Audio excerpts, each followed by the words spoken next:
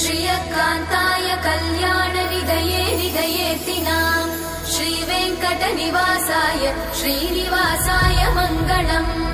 लक्ष्मी सविभ्रमालोकसुभ्रूविभ्रमचक्षुषे चक्षुषे सर्वलोकानां वेङ्कटेशाय मङ्गलम्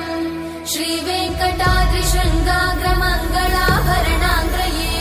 मङ्गलानां निवासाय श्रीनिवासाय मङ्गलम्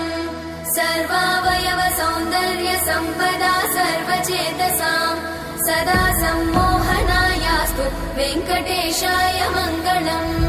नित्याय निरवध्याय सत्यानन्दचिदात्मने सर्वान्तरात्मने श्रीमद् वेङ्कटेशाय मङ्गलम्